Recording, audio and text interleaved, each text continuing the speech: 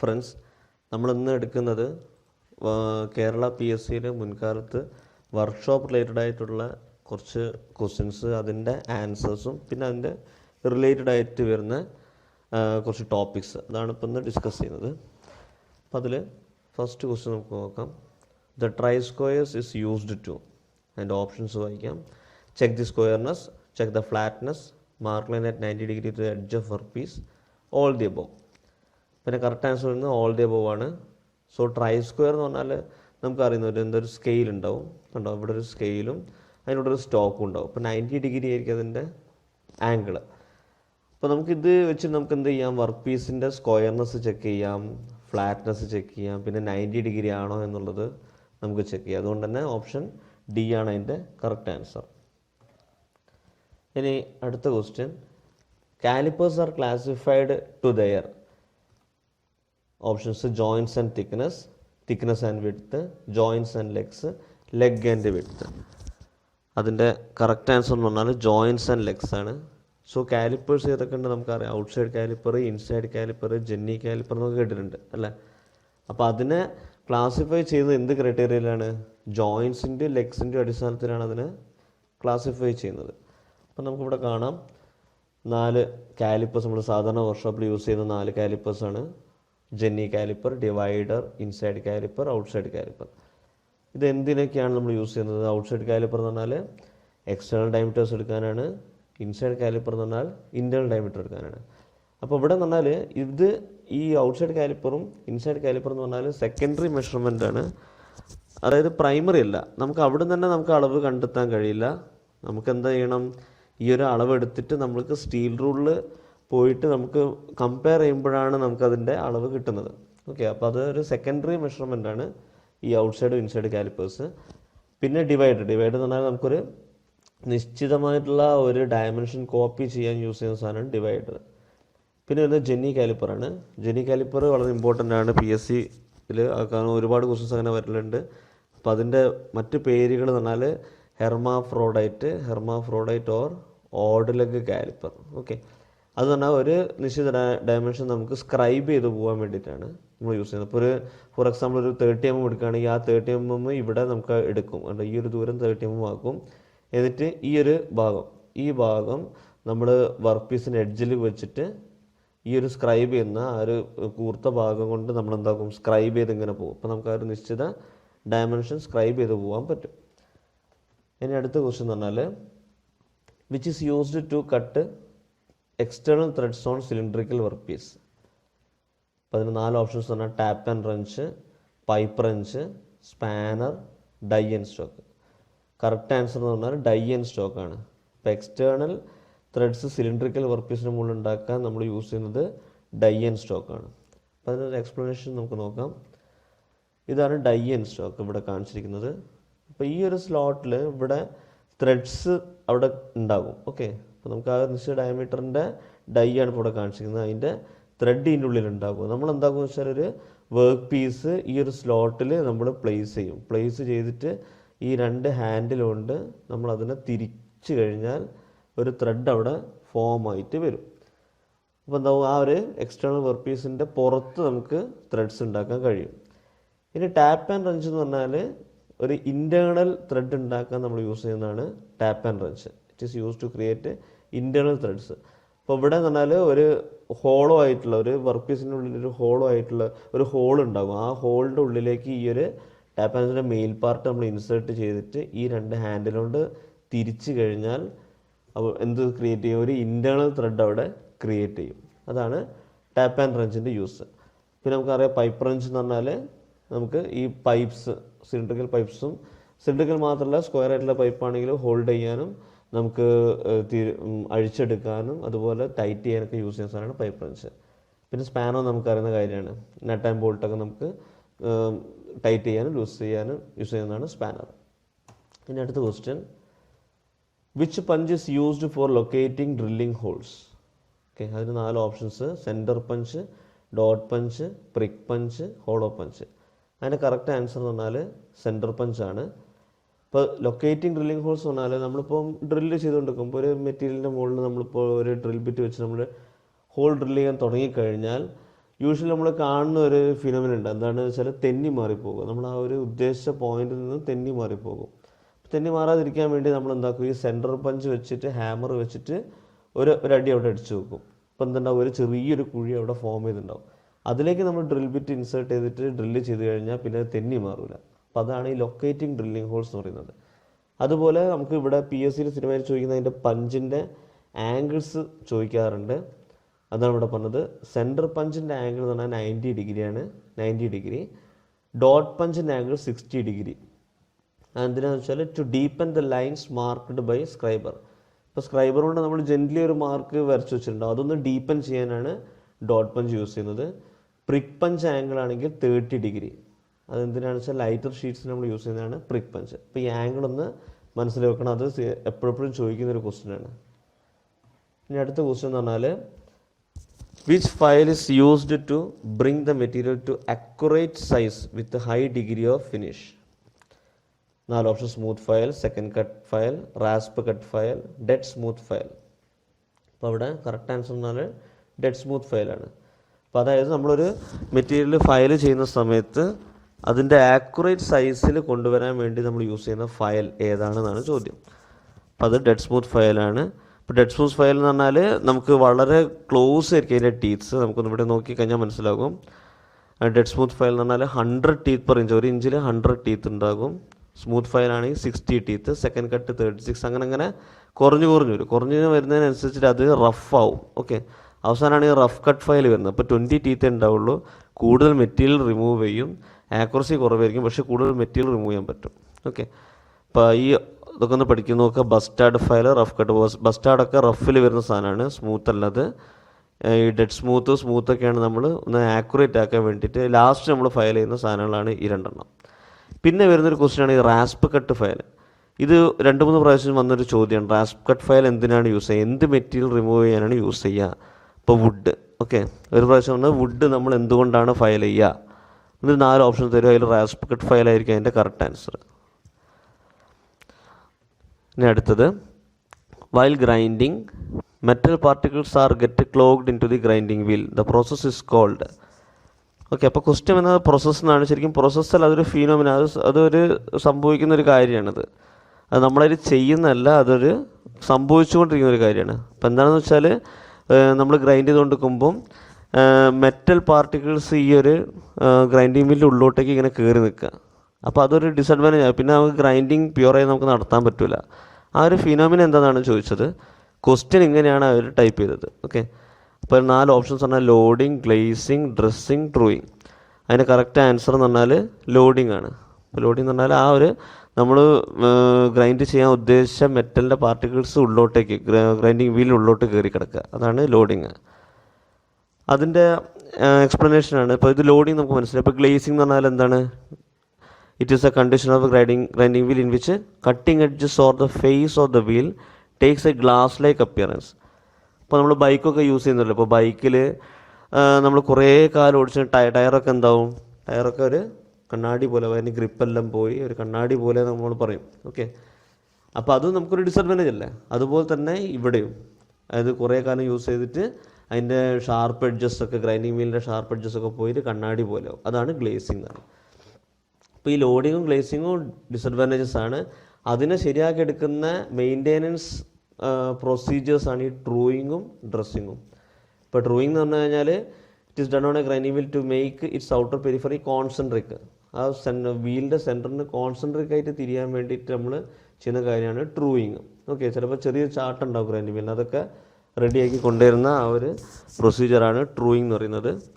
Dressing എന്ന് പറഞ്ഞു കഴിഞ്ഞാൽ നമ്മൾ കല്ലൊക്കെ ചെത്തി മിനുക്കുമ്പോൾ തന്നെ ഈ ഗ്രൈൻഡിങ് വീലും ചെത്തി മിനുക്കും. അപ്പോൾ നമുക്ക് ഷാർപ്പ് എഡ്ജസ് ക്രിയേറ്റ് ചെയ്യുക, അതാണ് ഈ ഡ്രസ്സിങ് എന്ന് പറയുന്നത്. അപ്പോൾ എപ്പോഴും ഡ്രസ്സിങ് ഡ്രോയിങ് കഴിഞ്ഞിട്ട് വരുന്ന ഒരു പ്രൊസീജിയറാണ്.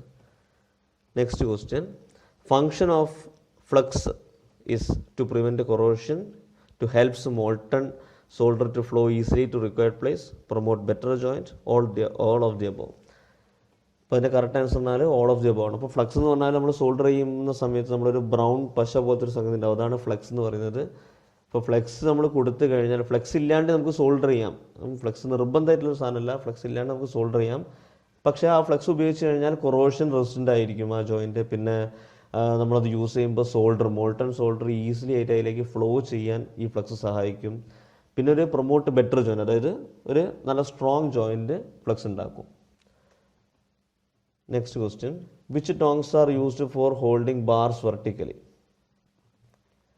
Round tongs, square mouth tongs, hollow tongs, flat tongs.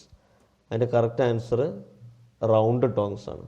Okay, ഇപ്പോൾ റൗണ്ട് ടോങ്സ് പറഞ്ഞാൽ ഈ ഒരു ഷേപ്പിൽ തന്നെ നമുക്ക് മനസ്സിലാവില്ല. അതുകൊണ്ടാ ഇവിടെ റൗണ്ട് ഷേപ്പ് ഉണ്ട്. അപ്പോൾ റൗണ്ട് ഷേപ്പിലായിട്ടുള്ള ഓബ്ജക്ട്സ് വേർട്ടിക്കലി ഹോൾഡ് ചെയ്യാൻ നമ്മൾ യൂസ് ചെയ്ത സാധനമാണ് ഈ റൗണ്ട് ടോങ്സ്. പിന്നെ സ്ക്വയർ, ഹോളോ, ഫ്ലാറ്റ് എന്നാൽ അതിൻ്റെ ഷേപ്പിന് അടിസ്ഥാനമായിട്ട് തന്നെ വരുന്നതാണ്.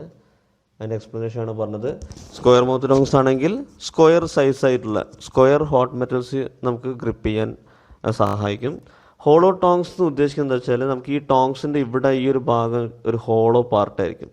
അപ്പോൾ നമുക്ക് എന്താ വെച്ചാൽ ഇതിൻ്റെ ഉള്ളിൽ കൂടെ നമുക്ക് വർക്ക് പീസിനെ ഇൻസേർട്ട് ചെയ്യാൻ നമുക്ക് സാധിക്കും. അതാണ് ഈ ഹോളോ ടോങ്സിനെ കൊണ്ട് ഉദ്ദേശിക്കുന്നത്. പിന്നെ ഫ്ലാറ്റ് ടോങ്സ് പറഞ്ഞാൽ ഗ്രിപ്പിംഗ് ഫ്ലാറ്റ് പീസസ്. ഓക്കെ, അതൊക്കെ നമ്മൾ കണ്ട സാധനങ്ങൾ തന്നെയാണ്. ഇനി അടുത്തത്, which colour hose is used for carry acetylene gas? Which colour, അത് ഏത് കളർ ഹോസാണ് അസറ്റിലിൻ ഗ്യാസ് ക്യാരി ചെയ്യാൻ യൂസ് ചെയ്യുന്നത് എന്നാണ് ചോദ്യം. Maroon, black, green, blue. അപ്പോൾ അതിൻ്റെ കറക്റ്റ് ആൻസർ വരുന്നത് മെറൂണാണ്. ഇപ്പോൾ നമുക്ക് ഒരു ഫിഗറിൽ തന്നെ നമുക്ക് മനസ്സിലാകും. ബ്ലാക്ക് കളർ എന്ന് പറഞ്ഞാൽ ഓക്സിജന് യൂസ് ചെയ്യുന്ന സാധനം കണ്ടോ. അപ്പോൾ ഈ ബ്ലാക്ക് കളർ സിലിണ്ടർ ഉണ്ടാകും. അതുപോലെ കണ്ടോ ഇവിടെ അസറ്റിന് നമുക്ക് മെറൂൺ കളർ സിലിണ്ടറാണ്, അവിടെ മെറൂൺ കളർ ഹോസാണ് കണ്ടില്ല ഇവിടെ നമുക്ക് യൂസ് ചെയ്യുന്നത്. അപ്പോൾ ആ ഒരു കളർ കോഡാണ് അവിടെ യൂസ് ചെയ്യുന്നത് രണ്ട് ഗ്യാസിനും, അസറ്റിലിനും ഓക്സിജനും വെവ്വേറെയാണ്. ഇനി next question, which chisel is used four squaring materials at the corner? Diamond point chisel, web chisel, flat chisel, cross cut chisel. അപ്പോൾ നമ്മൾ ഈ ഫിഗറിൽ കാണിച്ചിരിക്കുന്ന ഡയമണ്ട് പോയിന്റ് ചിസലാണ് അതിൻ്റെ കറക്റ്റ് ആൻസർ. അതായത് കോർണറിനെ സ്ക്വയർ ചെയ്യാൻ വേണ്ടിയിട്ട്. അപ്പോൾ ആ ഒരു സ്റ്റേറ്റ്മെൻറ്റാണ് നമ്മൾ പഠിക്കേണ്ടത് കേട്ടോ. കോർണറിനെ സ്ക്വയർ ചെയ്യാൻ വേണ്ടി നമ്മൾ യൂസ് ചെയ്യുന്ന ചിസൽ. അപ്പോൾ ബാക്കി എന്ന് പറഞ്ഞാൽ ഈ ഫ്ലാറ്റ് ചിസലുണ്ട്, cross cut chisel, web chisel, അങ്ങനെ 3 ചിസലാണ് ഇപ്പോൾ ഇവിടെ കാണിച്ചിരിക്കുന്നത്, ഫിഗറിൽ കാണിച്ചിരിക്കുന്നത്. ഇപ്പോൾ ഫ്ലാറ്റ് ചിസൽ എന്ന് പറഞ്ഞാൽ to remove metal from large flat surface. ഒരു ഫ്ലാറ്റ് സർഫസിന് മുകളിൽ നിന്ന് ഒരുപാട് മെറ്റൽ റിമൂവ് ചെയ്യാനാണ് ഫ്ലാറ്റ് ചിസൽ യൂസ് ചെയ്യുന്നത്. ക്രോസ് കട്ട് ആണെങ്കിൽ നമുക്ക് കീവേസ് ഉണ്ടാക്കി വെച്ച കീവേസിൻ്റെ ഉള്ളിലും ഗ്രൂവിൻ്റെ ഉള്ളിലൊക്കെ മെറ്റീരിയൽ റിമൂവ് ചെയ്യാൻ യൂസ് ചെയ്യുന്ന സാധനം. വെബ് എന്ന് പറഞ്ഞാൽ to separate metal after chain drill. നമ്മൾ കുറേ ഒരു പോയിന്റ് ഡ്രിൽ ചെയ്ത് അടുത്ത പോയിന്റ് ഡ്രിൽ ചെയ്ത് അടുത്ത പോയിന്റ് ഡ്രിൽ ചെയ്ത് അങ്ങനെ ചെയ്ത് കഴിഞ്ഞാൽ ആ ഡ്രിൽ ചെയ്ത പോയിന്റ്സ് വെച്ചിട്ട് ആ മെറ്റീരിയൽ റിമൂവ് ചെയ്യാനാണ് വെബ് ചിസൽ യൂസ് ചെയ്യുന്നത്. അടുത്ത question, head of A soldering iron is made of? Bronze, brass, forged copper, aluminium. Correct answer വരുന്നത് ഫോർജ്ഡ് കോപ്പറാണ്. ഇപ്പോൾ സോൾഡറിങ് അയണിൻ്റെ ഹെഡ്, അതായത് ആ ഒരു ടിപ്പ്, അത് എന്തുകൊണ്ടാണ് യൂസ് ചെയ്യുന്നത്? ഫോർജ്ഡ് കോപ്പറാണ്. അതിൻ്റെ കാരണം എന്താണെന്ന് വെച്ചാൽ കൂടുതൽ കണ്ടക്ടിവിറ്റി, ഹീറ്റ് കണ്ടക്ട് ചെയ്യാൻ കോപ്പർ വളരെ നല്ലൊരു കണ്ടക്ടറാണ്. അത് തന്നെയാണ് ഇപ്പോൾ ഇവിടെ ഫോർജ്ഡ് കോപ്പറായിട്ട് യൂസ് ചെയ്യുന്നത്. ഇപ്പോൾ സോൾഡർ എന്ന് പറഞ്ഞാൽ അതിൽ വരാവുന്നൊരു ക്വസ്റ്റ്യൻ ഇതാണ് സോൾഡർ എന്തുകൊണ്ടാണ് ഉണ്ടാക്കിയത്? ഒരു മറ്റൊരു അലോയാണ്, ടിൻ ആൻഡ് ലെഡിൻ്റെ അലോയാണ്. ഇപ്പോൾ സോൾഡർ എന്ന് പറഞ്ഞാൽ നമ്മൾ യൂസ് ചെയ്യുന്ന ആ ഒരു ലെഡ് എന്നൊക്കെ നമ്മൾ പറയുമല്ലോ, ലെഡ് നമ്മൾ ജനറലി യൂസ് ചെയ്യുന്ന സാധനമാണ്. അത് ശരിക്കും ഒരു ടിന്നിൻ്റെയും ലെഡിൻ്റെയും അലോയാണ് സോൾഡർ. ഇനി അടുത്ത ക്വസ്റ്റ്യൻ വരുന്നത്, the product of cupola furnace? Pig iron, cast iron, mild steel, wrought iron. Okay, correct answer എന്ന് പറഞ്ഞാൽ കാസ്റ്റ് അയൺ ആണ്. അപ്പോൾ ഇത് സ്ഥിരമായിട്ട് വരുന്നൊരു ക്വസ്റ്റ്യനാണ് വർക്ക്ഷോപ്പ് ഭാഗത്ത്. അതായത് ഓരോ ഫർണസ്, അതിൻ്റെ ബൈ പ്രോഡക്ട്സ് എന്താണ്, അതിൻ്റെ പ്രൊഡക്ട്സ്. ഓക്കെ, ഓരോ ഫർണസിൽ നിന്ന് ഓരോ പ്രൊഡക്റ്റാണ് ഉണ്ടാവുക. അപ്പോൾ സ്ഥിരമായിട്ട് വരുന്നൊരു ക്വസ്റ്റ്യനാണിത്. ഇപ്പോൾ പിഗ് അയൺ ഏത് ഫർണസിൽ നിന്നാണ് ഉണ്ടാക്കുക? അത് ബ്ലാസ്റ്റ് ഫർണസിൽ നിന്നാണ് നമുക്ക് ഉണ്ടാക്കാൻ കഴിയുക. പിന്നെ സ്റ്റീല് നമ്മൾ സാധാരണ ഉണ്ടാക്കുന്നത് ആർക്ക് ഫർണസ്, ഓപ്പൺ ഹാർത്ത് ഫർണസ് പണ്ടത്തെ സാധനമാണ്. ഇപ്പോൾ സ്ഥിരമായിട്ട് ഇലക്ട്രിക് ആർക്ക് ഫർണസും ഇൻഡക്ഷൻ ഫർണസുകളൊക്കെയാണ് യൂസ് ചെയ്യുന്നത്. അതിൽ നിന്നാണ് നമുക്ക് സ്റ്റീല് നമുക്ക് കിട്ടുന്നത്. പിന്നെ റോട്ട് അയൺ എന്ന് പറയുന്നത് നമുക്ക് പുഡ്ലിംഗ് ഫർണസിൽ നിന്ന് കിട്ടുന്നൊരു പ്രൊഡക്റ്റാണ്. ഇനി അടുത്തത്, crater wear takes place in a single point cutting tool at. Crater wear എന്ന് പറഞ്ഞാൽ ഒരു കുഴിയാണ്, അത് ആ സിംഗിൾ പോയിന്റ് കട്ടിംഗ് ടൂളിൻ്റെ ഏത് ഭാഗത്താണ് ഉണ്ടാവുക എന്നാണ് പറയുന്നത്. Options flank, side rake, face, tip. Correct answer face ആണ്.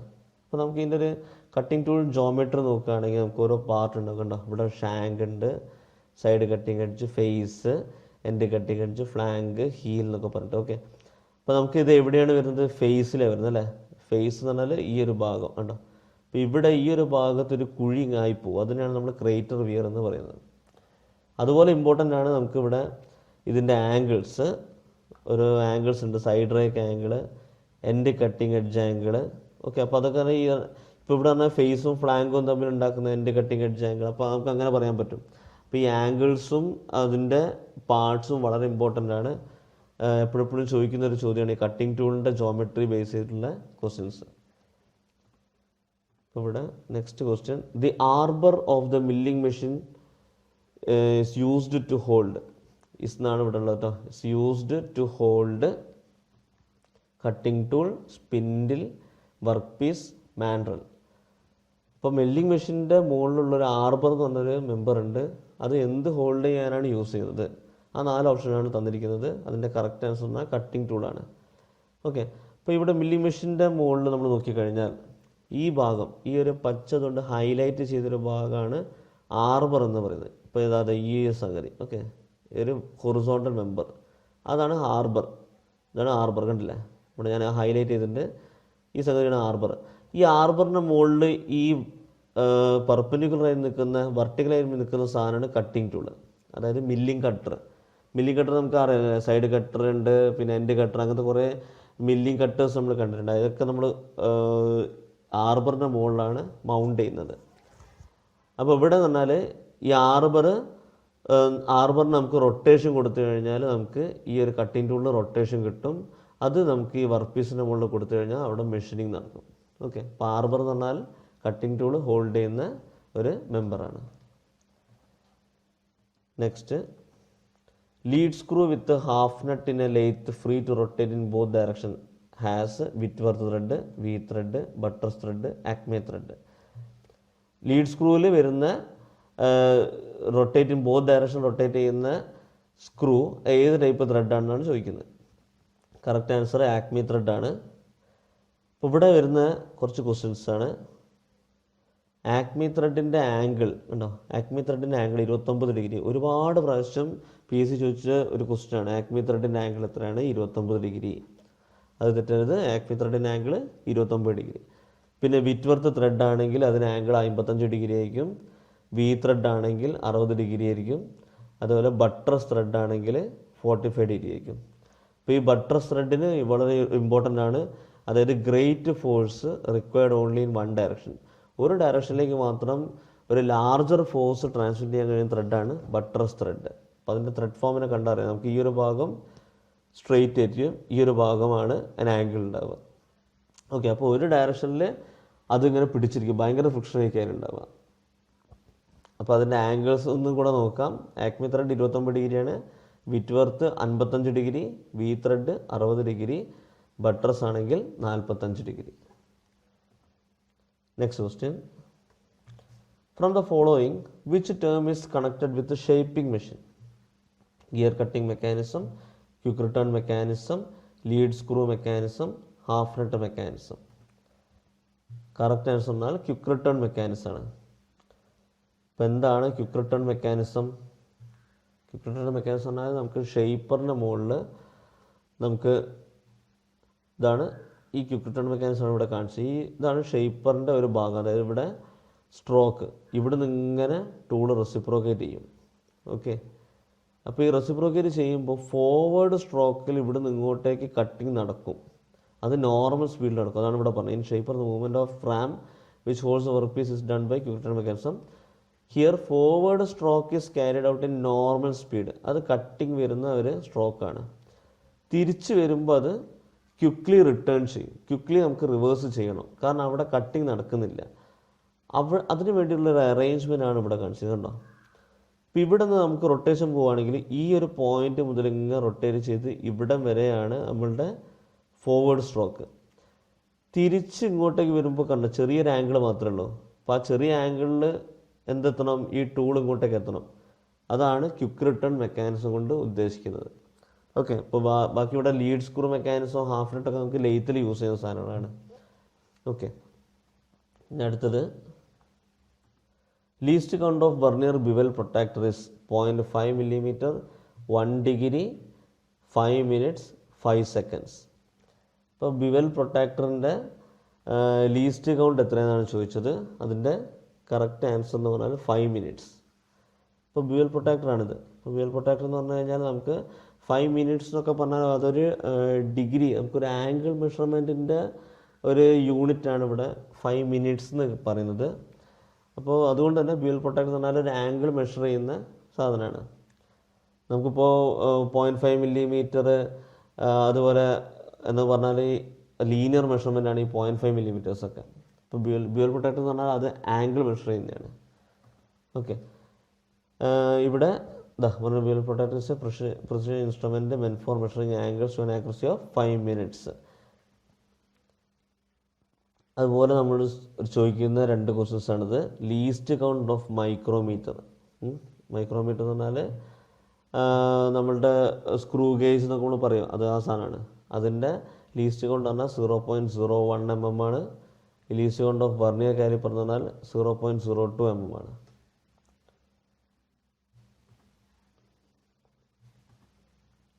അടുത്ത question, which mechanism shown below converts rotary motion to linear motion?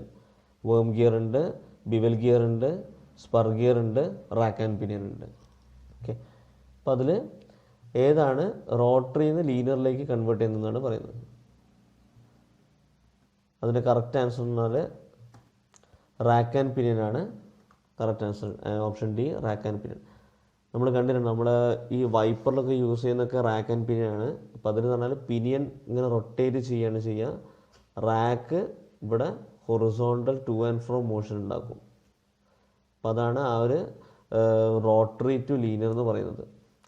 പിന്നെ വരുന്നത് പറഞ്ഞാൽ വേം ഗിയേഴ്സ് ആണ്. വേം ഗിയേഴ്സ് പറഞ്ഞു കഴിഞ്ഞാൽ നമുക്ക് പെർപെൻഡിക്കുലർ ആയിട്ടുള്ള റോട്ടറി കൺവേർഷൻസ്, അതാണ് 2 റോട്ടറി മോഷൻസ് തന്നെ ഉണ്ടാവുക.